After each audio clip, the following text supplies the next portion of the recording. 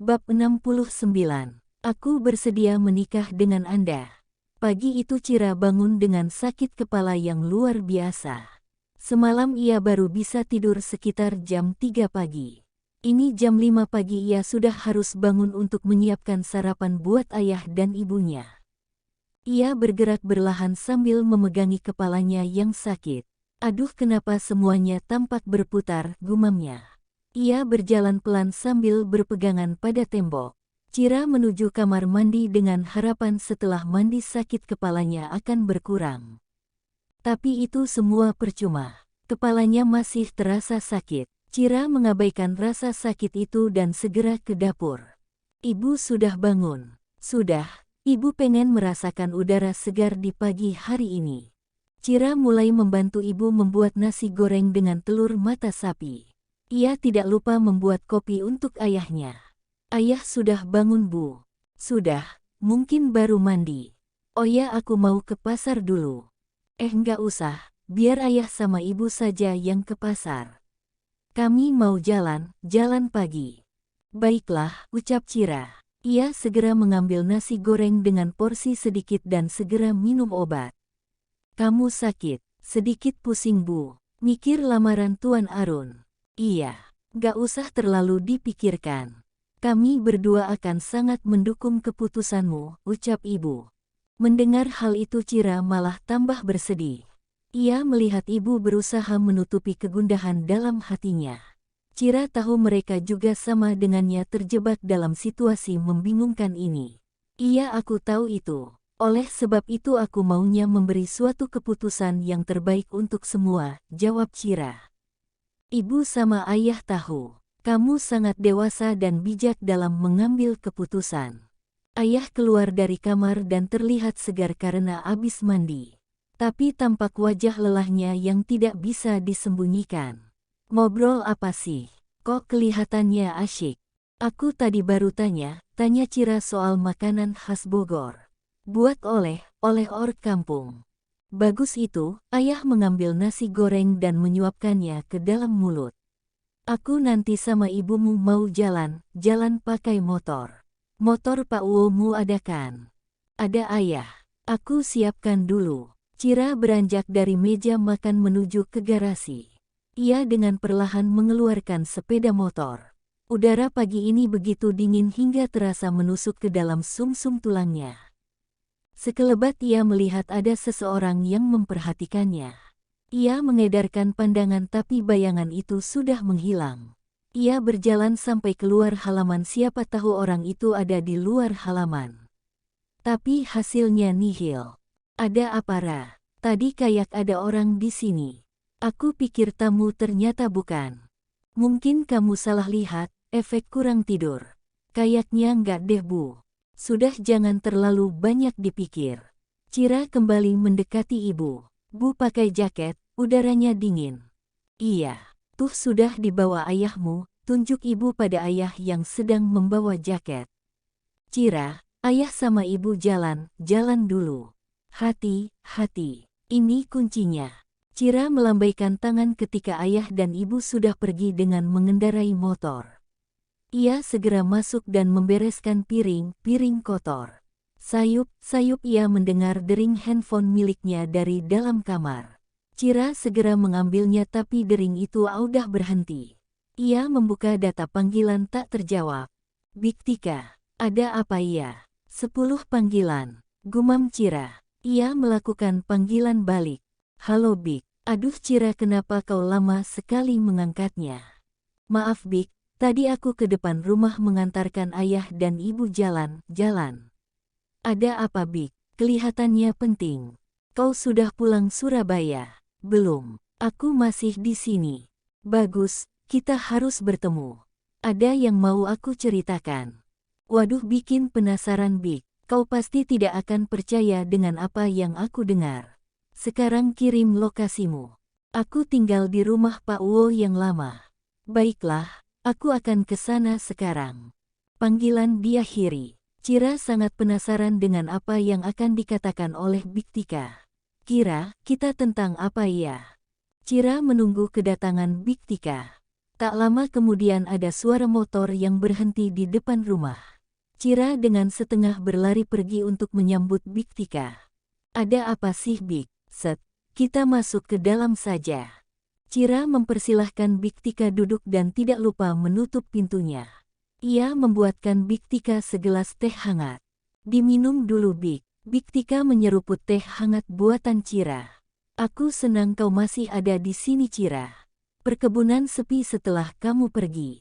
Dan tuan muda lebih banyak di kamar. Omar dan Olive selalu mendampinginya kan? Iya. Setelah kejadian itu, tuan menarik hukumannya. Tujuannya agar Gio tidak kalut dengan kepergianmu. Tapi Gio sendiri yang tidak menginginkanku. Tuan muda itu masih kecil.